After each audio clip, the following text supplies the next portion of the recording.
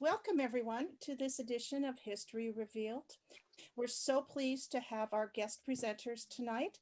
But before we get into that, I'm going to turn it over to Peter Ratcliffe from the Eastside Freedom Library to say a few words, and then I'll do an introduction and then turn it over to our presenters. Peter? Thank you, Robin. And again, welcome everyone. This is a great year, the 100th anniversary of the Women's Suffrage Amendment. And I think it's provided us with a window to look at many related issues, from the importance of voting itself to the presence of women in American politics to women's political activity beyond voting. We're very glad to be working with our colleagues at the Ramsey County Historical Society. We're excited for their exhibit to open next week virtually. I do want to just mention that if you're hungry to do something in person, we are actually having part of an outdoor art show on our lawn. I appreciated having this event to do tonight because it got me back inside because it's very cold out there this evening. But Friday evening and Saturday afternoon and evening, there will be music and art in what's being called the Solidarity Street Gallery. Payne Avenue and related thoroughfares, marking what happened to George Floyd and the rise of the struggle against racism in the United States and the uses of art to address that. So art and history are very important parts of what we do at the Eastside Freedom Library. And if you don't know much about us, I encourage you to visit our website, learn more about what we're doing, get involved with our work. Robin, I'll turn it back to you. Thank you. Thank you, Peter, and thank you to everybody at the Eastside Freedom Library. We've been partners with the presentations with the Eastside Freedom Library for almost 3 years now, and we're so honored to be able to do that and present tonight's program. We'll also be presenting upcoming programs in conjunction with our upcoming exhibition that Peter mentioned. It's on women's suffrage in Minnesota called Persistence, Continuing the Struggle for Suffrage and Equality, 1848 to 2020. It will be premiered online next Thursday evening at 8, no, excuse me, October 8th at 6 p.m.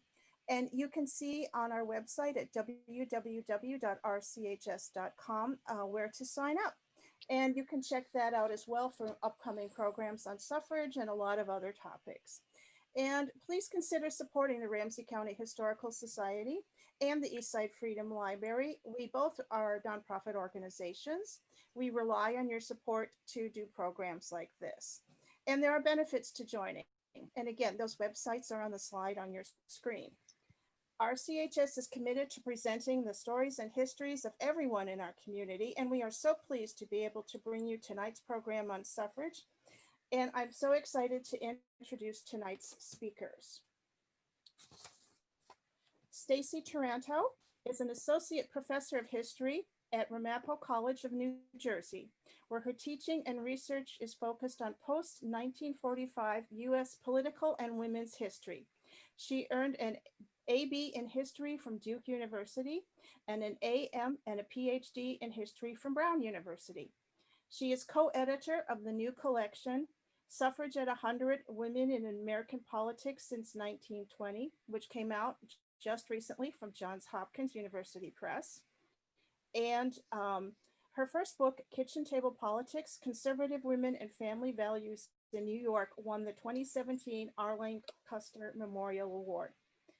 Stacie is also the article of several other articles, and her popular writings and commentary have appeared in Nursing Clio, The Atlantic, Time, and Made by History at the Washington Post.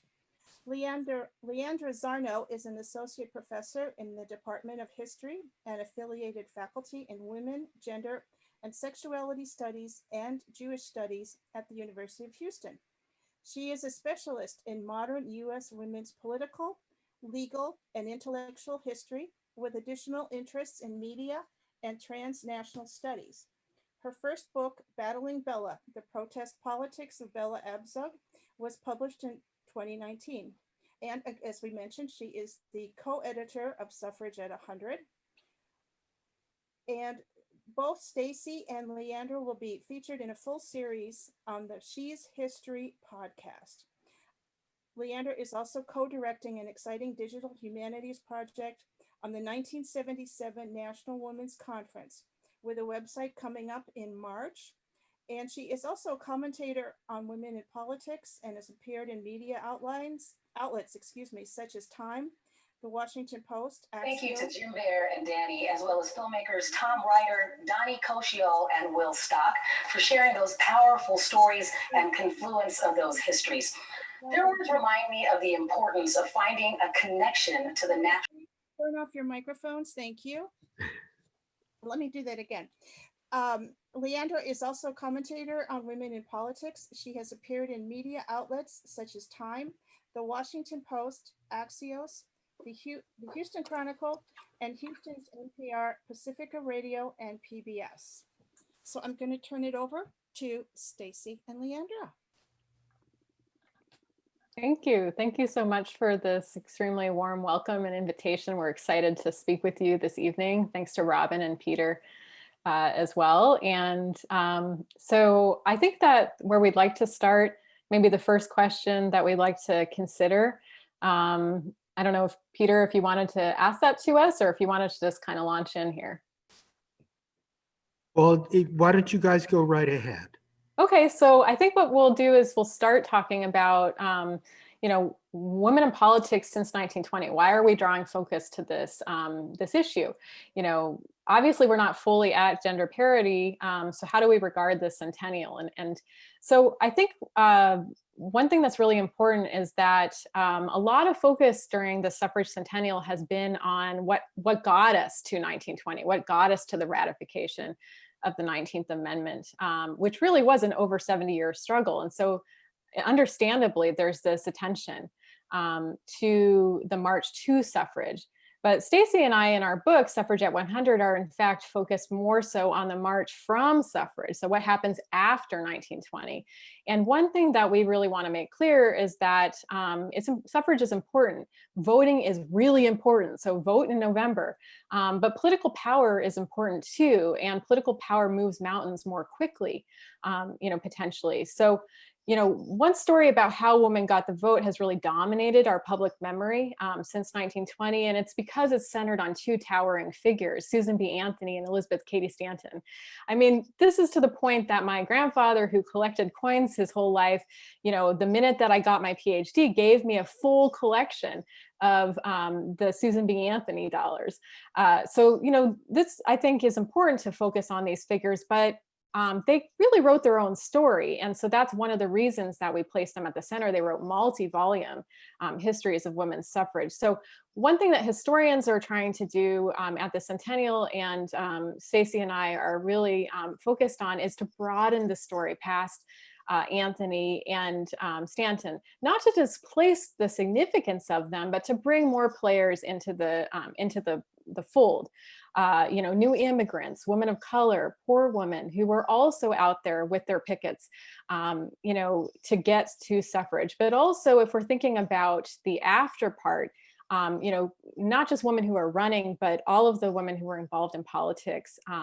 So we really want to draw focus to this question of, why has it taken so long for women to move from voting rights to political power? Stacie. Yeah, and one of our biggest interventions in this book that we're trying to draw focus to is what we call the enduring white male political leadership ideal.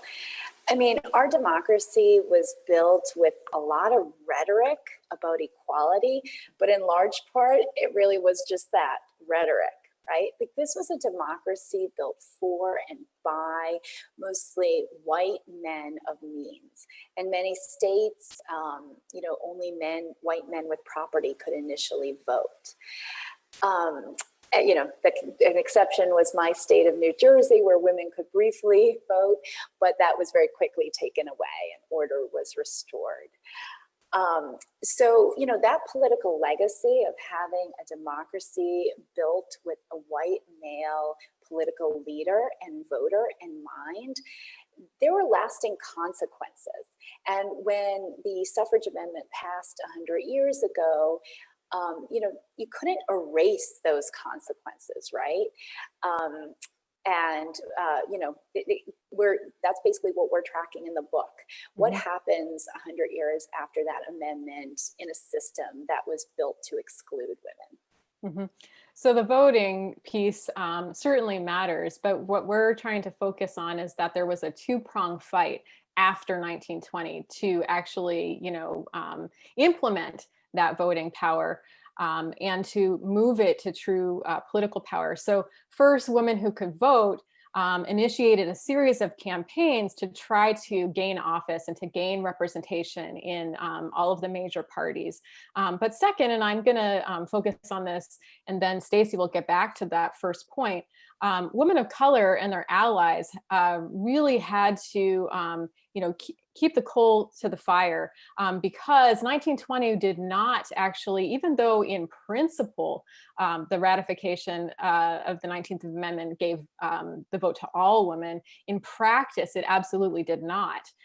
So women of color and their allies led a broad-based mobilization aimed at universal women's suffrage that really didn't come into play until the 1965 Voting Rights Act. That was the real achievement. So just to give you a sense of this, Native women, Native American women, Indigenous women did not gain the vote until 1924 with the Snyder Act. Chinese immigrants were barred from voting until 1943, Japanese Americans until 1952, and Latinas and African Americans throughout the South especially faced a white primary.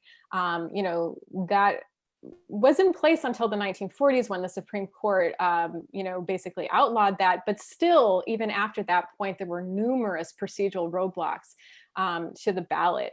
And so I think it's really important to remind ourselves of the words of Dorothy Height. She was the president of the National Council of Negro Women, and she underscored in 1965 the following, just a really powerful quote to draw focus to right now, which is 50 years ago, women got suffrage, but it took lynching and bombing, the civil rights movement, and the Voting Rights Act to get it for Black women and Black people. And I really think that Stacey Abrams is carrying on that that fight and recognizing, you know, now that since Shelby v. Holder, this 2013 decision that really undercut the Voting Rights Act, we're back at this position of rolling back the right to suffrage, new ID laws, closing polling places, all the hoopla around mail-in voting. We really see this happening today.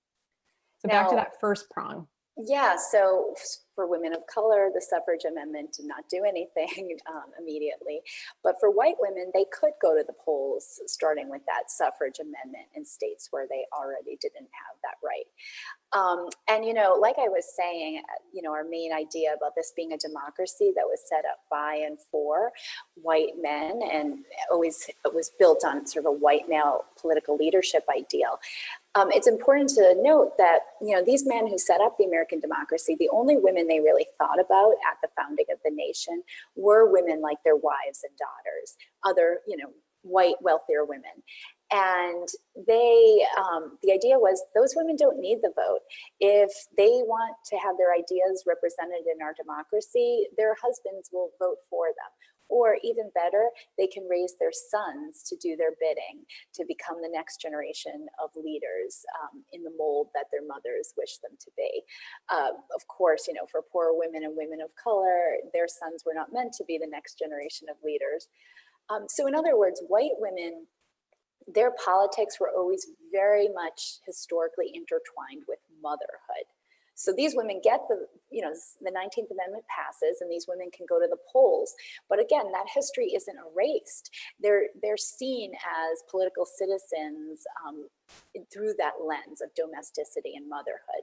So it's really no surprise that they struggled to translate voting power into political power. You have to remember that 1920 is in the midst of a Red Scare. So women with the new vote, if they were to, you know, run for office or march up to Capitol Hill or to other legislative bodies asking for equality, any form of equality could very easily be shot down as communism or socialism in a Red Scare. So it's really no surprise that one of the only pieces of legislation, major pieces of legislation at the federal level that was passed in that first decade with the vote was something called the Shepard-Towner Maternity and Infancy Act that provided federal funding to states to try to combat their very high maternal and infancy mortality rates. And again, women, with the vote, they went up to the Hill and they basically said, we have the vote, we're women, all we care about are mothers and babies. Men were predisposed to see them and believe that. And they said, you know what, now that we have the vote, if you don't pass this Maternity and Infancy Care Act, we're all going to vote you out of office.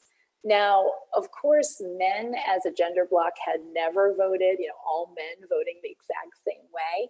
But the fact that a lot of men on Capitol Hill believed that all women wanted this legislation related to motherhood passed, which goes contrary to all kinds of political science data, that they would vote as a gender bloc. It really shows just how women were thought of as outsiders, right? Like the typical voter does not vote in a gender bloc, but of course women will do it because they're not real voters. Their primary affiliation is motherhood and domesticity.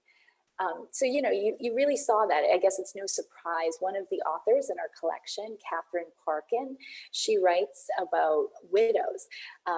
Actually, running as a widow was so common that one reporter in 1925, he said, just now a dead husband is a better ticket to Congress than a log cabin. And that quote is also the sort of part of her title of her article in the story. Really up until the 1940s, about half the women who ran for Congress were only there because they took their dead husband's seats. So again, women are thought of in terms of family and domesticity. And so the only time we're going to vote for them is when they're there to represent their family and the dead patriarch in their family.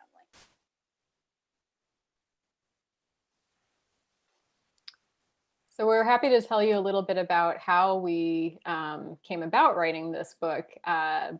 We met as graduate students in Columbia University's reading room.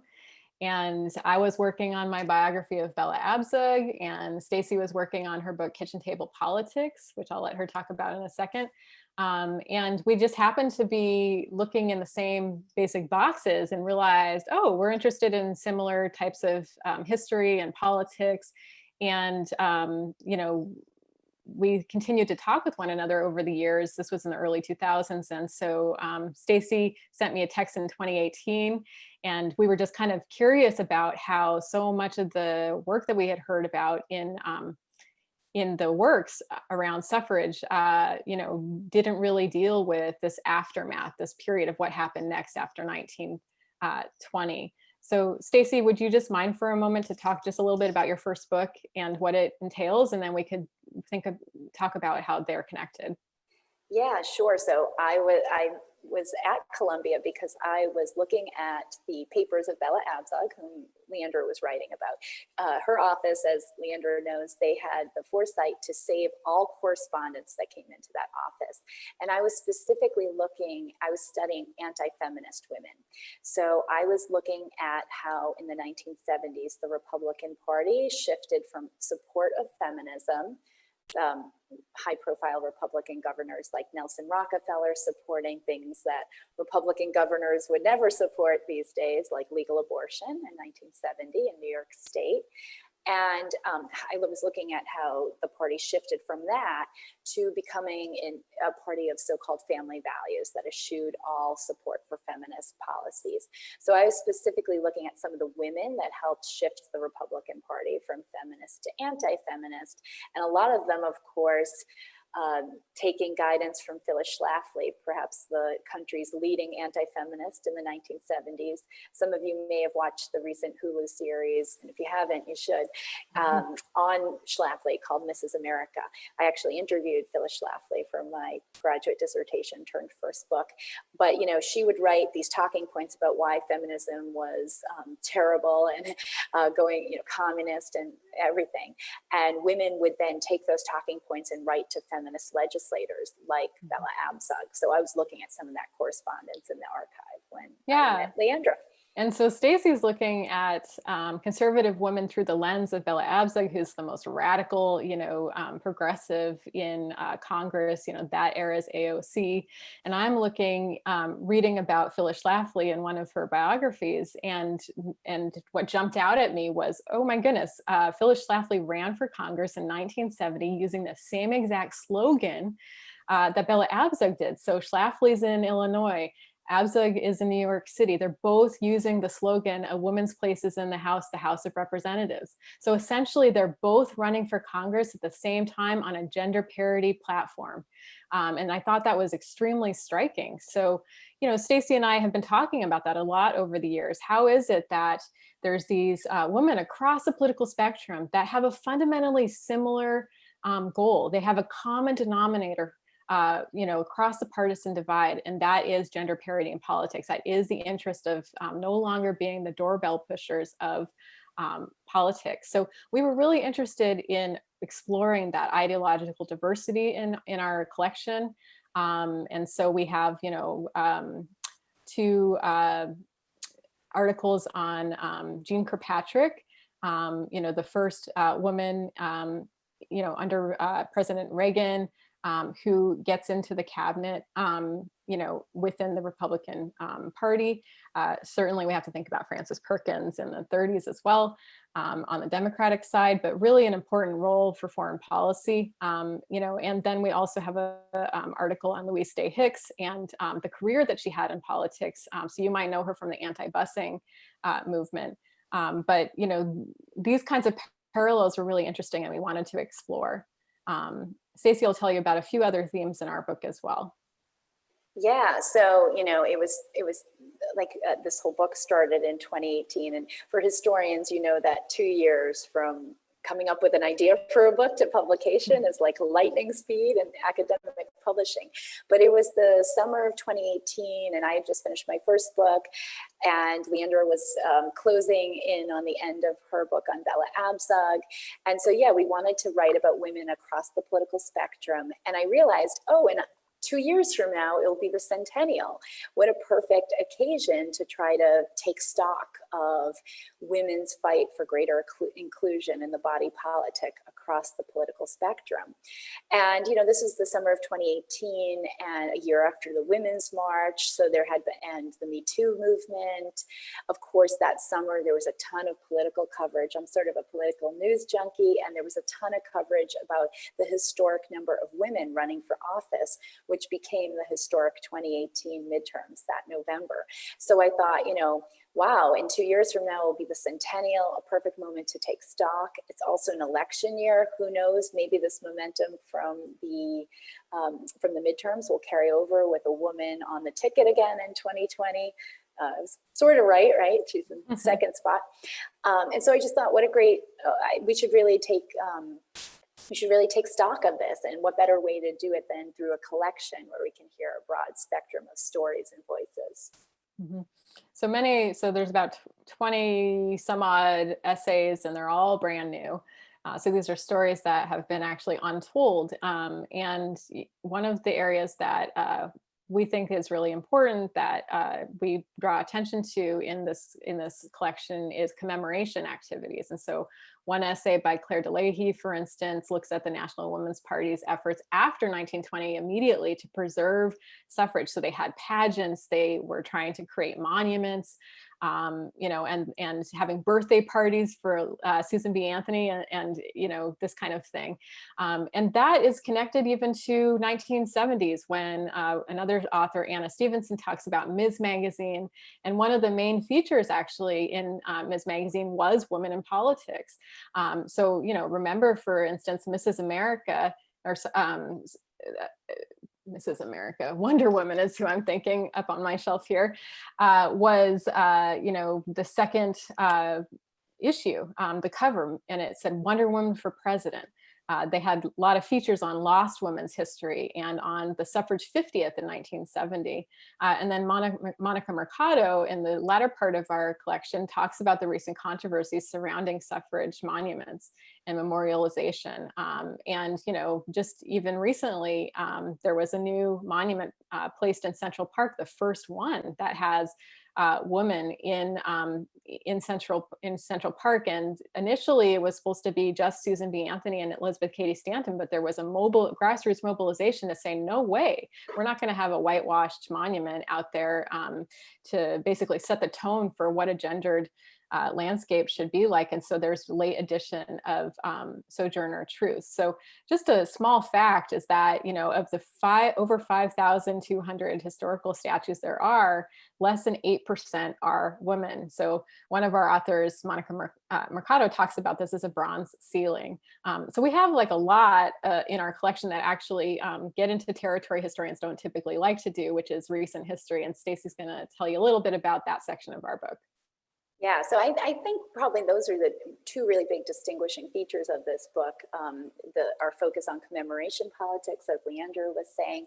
And we also have one of, I think, the largest treatments of recent political history, that is women's history in the 21st century. I know I teach courses that are modern history courses, and I often struggle to find something that an actual historian has written about something in the 21st century. I usually have to rely on journalists' accounts of, say, the 2008 or 2016 presidential elections. And those are fine, but of course, when you're teaching a history course, you'd like to teach something that is grounded in the discipline of history and is grounded in good historical archival work and such. So we have one of the first takes on the 2008 presidential election. Sarah Palin, of course, making history as the first Republican woman on a major party ticket as the vice presidential pick of John McCain. And of course, we even have an article by Nicole Eden on 2016 and how specifically a lot of women were white when they went to go vote for what they thought was going to be the first woman president, because of course suffragists were white in their protests. Hillary Clinton herself accepted the nomination while wearing white. So we have a really great article about that. And the piece on 2008 also covers Clinton's 2008 primary run that was unsuccessful. And it's Emily Suzanne Johnson who writes about 2008. We also have a lot of history that foregrounds some of the big battleground states in this upcoming election. And draws focus to it.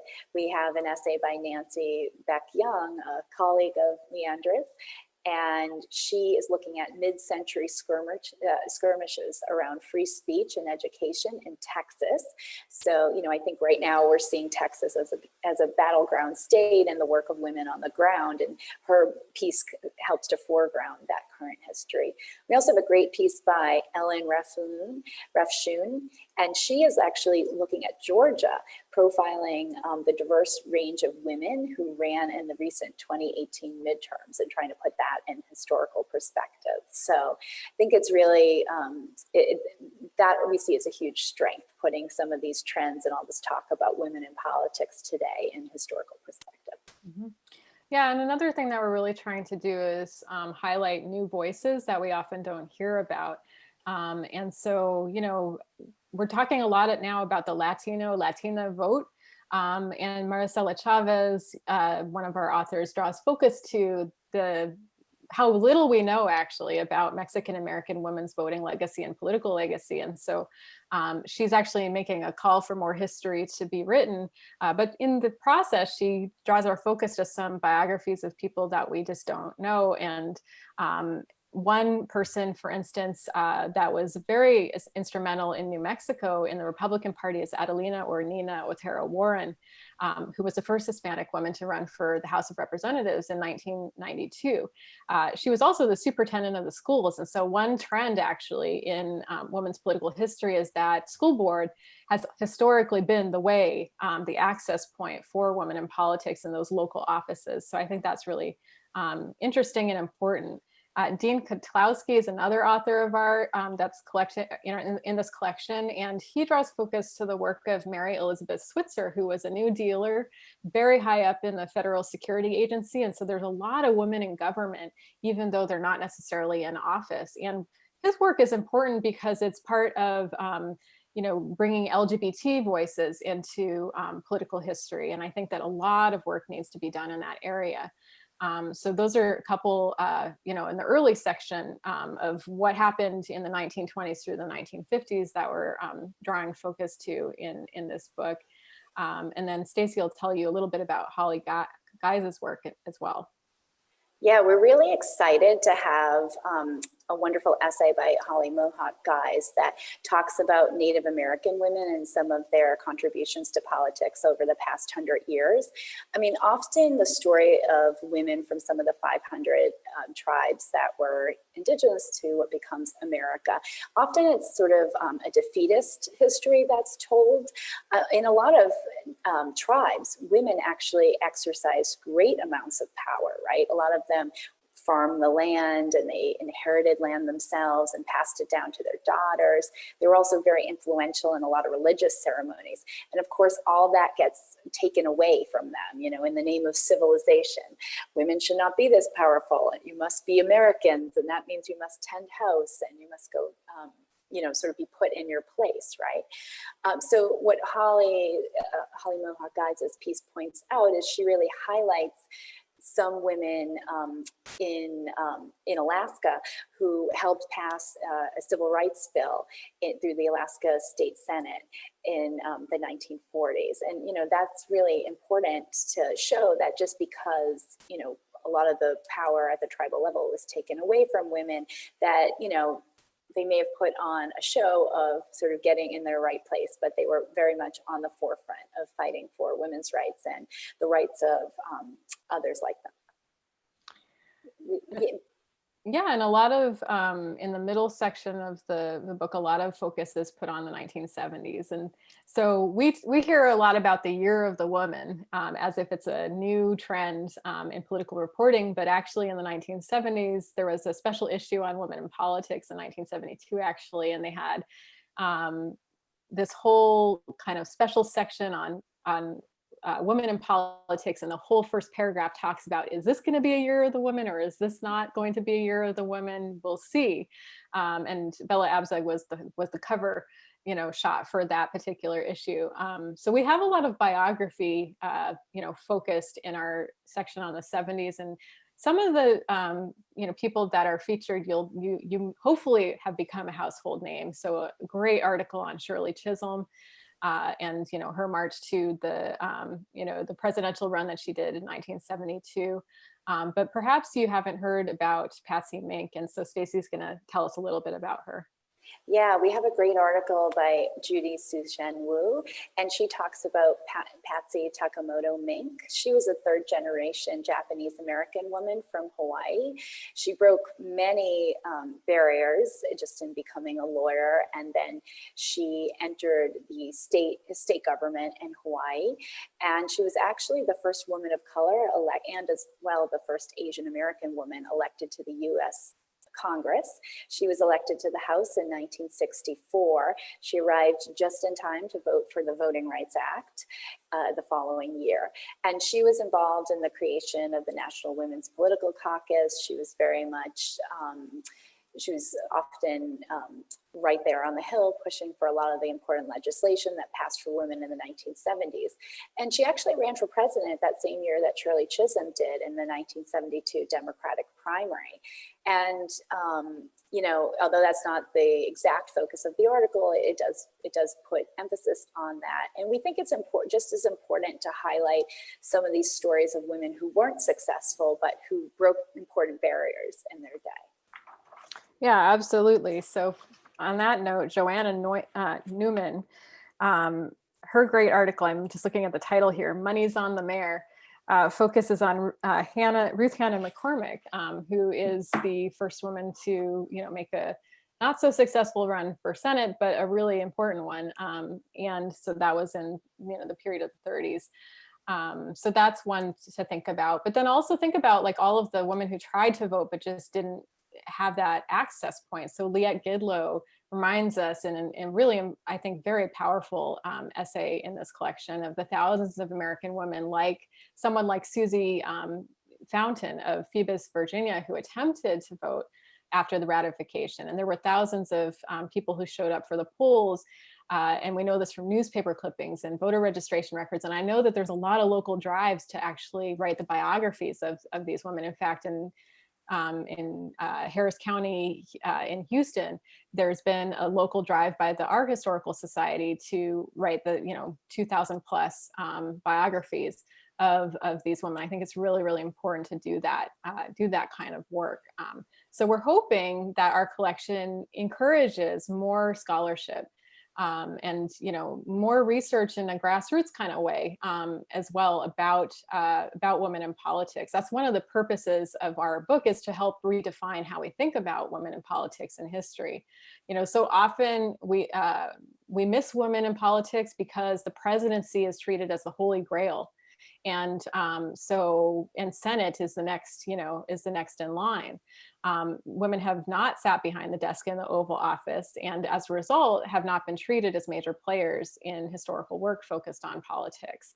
But this is changing, and so we're extremely excited about how much there's been so much attention to the centennial. And PBS has this great series on Ladylike 2020, a lot of short films that you can watch about 10 minutes long that rediscover a lot of women doing great things. New York Times actually called their series Suffrage at 100, so we'll lend them the title.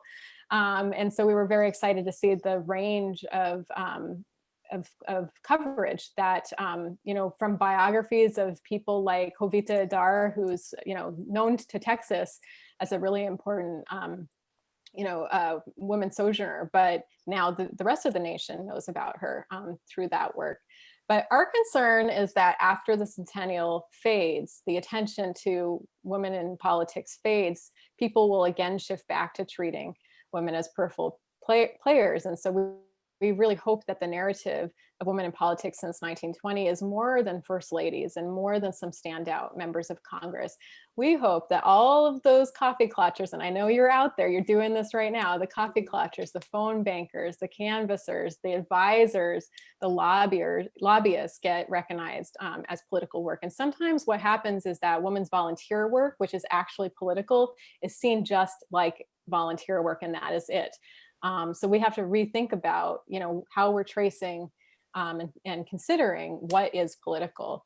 And we hope also, though, that not only the women who win office, but the thousands more who tried and lost are traced out too. And so, the 70s looms large in our book because it's easy to loom large in our book, because so many in that moment were trying to very overtly move out of the back room of politics and work out front. But so we know that there's a couple, thousands of women who ran for Congress, for instance, in those number of years.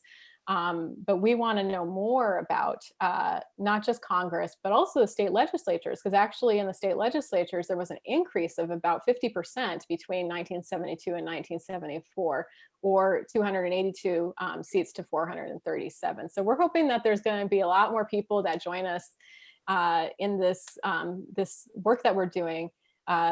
We think that women seem to be both everywhere and nowhere at the same time currently in political history, and we're hoping that that changes down the road.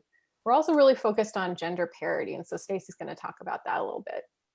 Yeah, talking about the 1970s, in the early 1970s, as all this legislation was passing and to try to give women more legal equality, and there were more women than had to that point ever been elected in their own right, not just on the widow track and such. The National Women's Political Caucus was formed in 1971 in order to try, and one of their goals was to try to get 50-50 gender parity in politics. And the funny thing is, when they set that goal in 1971, they didn't even think that it would be hard to be at 50-50 gender parity by the centennial. 2020 seemed so far away then. Well, of course, we know here we are in 2020. And if you look at Congress, again, just one metric, only about a quarter of Congress are women. 38% of those women are women of color. But again, I think that sort of takes us back to that original argument, right? That, it's very hard to translate voting power, once everyone has it, into real, true political power and power sharing, given this history of Congress being, of the American political system being built with really one ideal citizen in mind, that of a white male. So that history we're constantly confronting even to this day. Yeah, so historian Paula Baker says this well. She says that women were basically given a stool and not a ladder. And I think that's just such a, I mean, it's kind of funny, but it's also kind of sad that, you know, basically they really had to push for the representation that they got. And so, for instance, the National Women's Political Caucus, one of their big wins actually in 1972 was to help push up the delegates, the gender proportional representation of delegates at party conventions. In the Democratic Party, it was a triple jump in that particular election, and close to that, but not quite in the Republican Party. So that kind of advocacy is really, really essential in this particular process. Yeah, and I mean, you know, people always ask us, or it's sort of a question that naturally comes from some of this work, you know, what would be different if women were at full parity, you know, if we actually had 50-50 gender parity all across American politics at the various levels? And our answer is, I don't know, but I hope we live to see that. I hope we live to find out. Because, you know, people will say things like, there's been exactly one female Speaker of the House, Nancy Pelosi. She, regardless of your political affiliation, she's actually, most people can agree, she's been a very effective speaker in terms of getting the political agenda she wants through Congress. She's been very effective in that way. But you can't then extrapolate from that and say that women are great leaders, right? Because when the sample size is one, it's really hard to tell, you know, to make such claims. So we're hoping, you know, here we are in the centennial year in a country built on that white male political ideal. It's exciting that women are making greater gains than ever before. We're further than we've ever been, but we're not anywhere near 50-50 right now. Although it is very exciting right now in this presidential year that potentially, we've thought this before, 3 other times, that potentially a woman might break the that glass ceiling of executive office this year. We have another shot with Kamala Harris as the vice presidential nominee. And we think that, you know, if she can be, if the Biden-Harris ticket is elected, it'll be great in terms, it could be really great. It could be a great opportunity in terms of trying to model what it is to have a woman at the highest echelon in American politics. It's a great opportunity that we hope won't be squandered if they were to win. Mm-hmm. So I want to jump in and sure. just ask a question and try to shift gears a little bit so that people can ask questions. Perfect. Before we run out of time. And I just wondered, I'm very impressed with the range of essays and the range of topics that people are exploring. And it's amazing how many of the essays are about women playing conservative roles, Louise Day Hicks, and certainly Phyllis Schlafly. Mm-hmm. So we've heard a lot. I love, as a historian, and I appreciated Stacie's point, she wishes more historians would write about more recent events. I love it for historians to try to engage the very present that we're living in. And we've been hearing a lot from President Trump about suburban women and how important it is to him to gain the votes of suburban women. And I wondered, given the subjects that you've both looked at in your own research and the subjects that you've explored with the contributors to the book, let's try to shift a little bit more towards the present and open the door. But I'd like to start by asking you, what do you think about this sudden focus on suburban and obviously white suburban women? Yeah, Leandra and I actually have both written for, and some of the listeners tonight might be interested. The Washington Post has an excellent section that's called Made by History, and it's really a space for historians, those of us who normally just write for audiences within the academy, to weigh in on present day trends and try to give some historical grounding to those present day trends. There's actually an excellent piece just came out today by one of our colleagues in the similar field, Michelle Nickerson, talking exactly about that. She's foregrounding the suburban women vote. And I'll say that, this is not a new thing that Trump is pointing to. This demographic of more affluent suburban white women, they have historically been a demographic that votes a lot. Maybe if you're not working around the clock, the wealthier you are, you tend to have more flexibility and the ability to get to the polls, right? If maybe you're not doing shift work or something like that.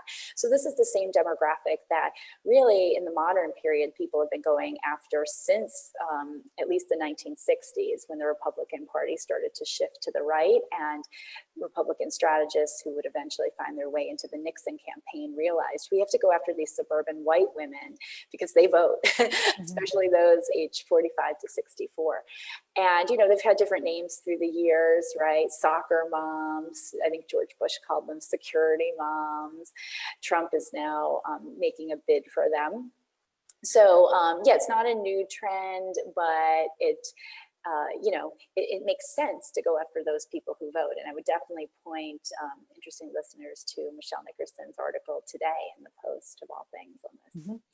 Yeah, and in our collection also, Melissa Estes Blair writes a piece about how women were being courted as swing voters in the 40s to the early 60s, and these are, some of those voters are those suburban women in the moment that the suburbs are crystallizing. So this has been a long-standing trend. We're happy for more questions. Yeah. If you have a question, please type it into the chat and we'll read the question out, and Stacie and Leandra can answer that. That'd be great, thanks. Maybe you have another one for us, Peter? Well, I was in thumbing through the book, something that was in the back of my mind was that the first woman elected to the United States Senate was a member of the Ku Klux Klan, Rebecca Felton in 1922. I found in the essay in the book, I looked for Rebecca Felton in the index, and in fact, she was not elected. She was appointed by the governor to fill out a term, and she didn't actually serve very long.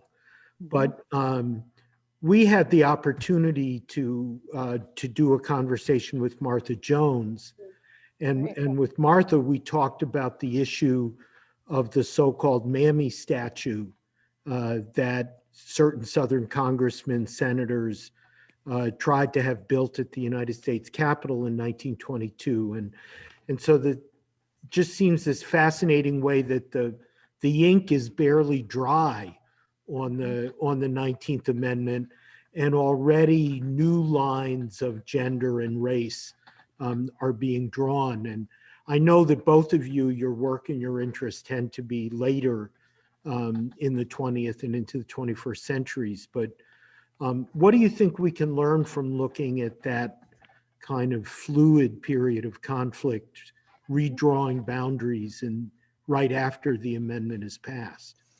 Yeah, I think that's really great that you had Martha Jones. She's an excellent speaker on this, and her book Vanguard is a well worth read.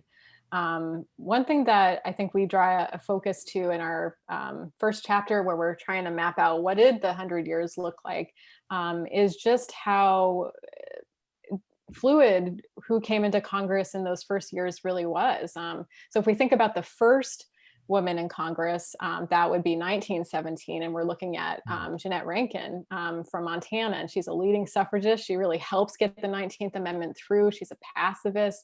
very much different politics than the first woman that comes into the House after that, who's Alice Mary Robertson, actually. So she's Republican from Oklahoma, and she's a huge proponent of small government. She opposed that Shepherd-Towner Act that Stacie was speaking to a bit ago, and she's a huge supporter of the Jim Crow system. So she opposes anti-lynching legislation, and is very involved as well in this period. There's a lot of organizations. One, for instance, that comes to mind is called Patriotic Woman, and the idea is small government, anti-communist or anti-radical politics, and trying to do away with a welfare system that didn't really fully exist yet. In this period. And so ironically, in the 1920s, the women that actually have the channel into the White House are the anti-suffragists who didn't want the vote in the first place, but then are right there ready to use it the most effectively in that first decade. Which makes sense because, again, this is all happening in the midst of a Red Scare, right? So anyone who is putting forth ideas about racial equality or gender equality can more easily be called, as many of the leading suffragists were, communists. And so, if you are just sort of, your politics is shoring up, sort of heteronormative, what will they be called the nuclear family and traditional gender roles, you're going to get more coverage, right? More of a space for that type of politics. So we have a question. The question is from Evan, and how is female representation at the state and local level? Does that bode well or ill for the future as a training ground for the bigger leagues? Mm-hmm.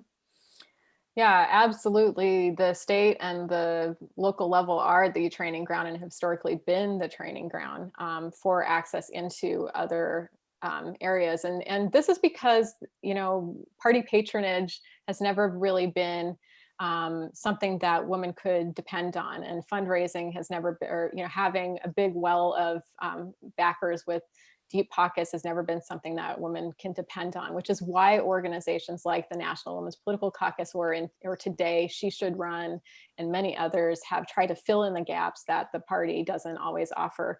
So sometimes the access point to politics for women who just want to, get out there on their own has really been those local offices. And there's, less difficulty getting mentorship at that local level. But they're not, women historically haven't been slated for, as a shoe-in, sure bet for taking on an incumbent, for instance. And so that local, groundswell of local politics has really been women's wheelhouse historically.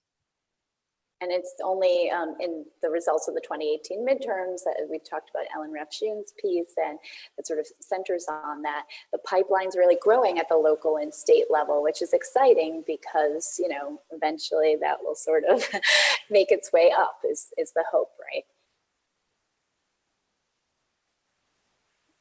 Any other questions? Put them in the chat.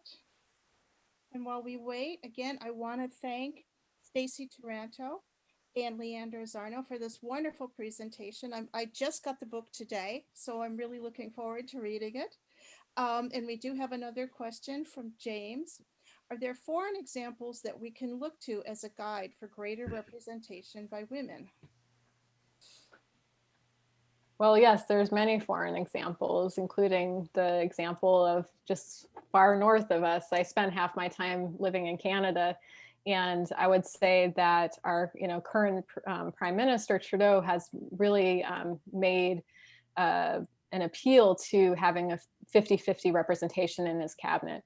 And so, this is an immediate and close proximity example. But something that, Stacie and I didn't really get a chance to talk about, but the question that comes up a lot is, will a woman in the White House matter? And I think this too is important to look at in terms of global politics. And there's some political scientists who have tracked, where in the world women have been able to get into positions of a presidency or prime minister position. And what they've shown is that, at least historically, it's been the case that women are able to ascend to those positions much quicker in places that are middle powers or lower powers. However, the United States being this, at least at this point, the superpower of the globe, it's the hardest place to crack for women. And so that relativity in terms of how powerful are you and how powerful is the office, determines if women have had trouble or not. Yeah, and given the history we sketch out, and given how powerful the U.S. presidency is regarded worldwide, we really think then having a woman in the White House would matter, right? We expect that the change would be more about how we see leaders and how collaborative governance is approached than policy difference. We really hope that a woman in the White House could draw a focus more overtly to the barriers women have had to get there. In the 2016 election, Hillary Clinton had argued that her election would, quote, make history if she in fact had been elected. And so we really just look forward to the day when a woman in history doesn't just, quote, make history, but instead, shifts the course of how we think about politics itself. So we look forward to that day, and reflecting on these past 100 years has only made that more true, I think. But, we thought we knew what kind of story we were going to find. And so what's been sobering is actually to look at, the numbers in Congress, for instance. And so we figured out that in most midterms since 1920, women have received a 1 or 2% bump. So they've increased in numbers by about that percentage. There's been a couple exceptions. 1992 was one. So this is the swell of response to the Anita Hill Clarence Thomas controversy during his nomination. And then there was another, which was 2018. And so that's been the other historic swell that has happened. So the question is, will that continue? Or can there be setbacks? And so one thing that, I was just floored by when I sat down and did the numbers in this research, and I think Stacie too, was that at the end of the 1970s, so remember, this is that year that the reporters kept saying, this is going to be the year of the woman. Now this next cycle is going to be the year of the woman, et cetera, et cetera. And different new kinds of women came into politics. People like the Bella Abzugs and the Louise Day Hicks and the Shirley Chisholms came in, Shirley Chisholm came in the 60s, but she's running for president in the 70s. But in any case, at the end of the 70s, there are less women in Congress than there are at the beginning of the 1960s. So it can be 2 steps forward, and it can also be 2 steps back. This is not a progressive narrative necessarily. Given that history of, it being a political system founded in the way that it was, right? But we're still hopeful. Hopeful realists. Depending on the day, with the news, you never know which side you're waking up on these days. Is there any more questions? All right. Thank you again. I'm going to share in a second, if I can get this to work, our websites again. For everyone to write down, come and visit both of our websites, the Ramsey County Historical Society's website, www.rchs.com. You can find information on all of our programs and sign up for the October 8th online inauguration of our suffrage exhibition and the Eastside Freedom Library. You can learn about their art show that they're doing right now, as well as their other programs at eastsidefreedomlibrary.org. And we have copies of Suffrage at 100 at our office. And you can also check out our partner Subtext Books in, there it is, in downtown St. Paul. They will also have copies of the books that you can pick up. So again, thank you all for watching. I'm going to stop the recording. If I might just plug for 1 second before the recording stops. So this podcast that was mentioned by Rob and She's History is a wonderful podcast.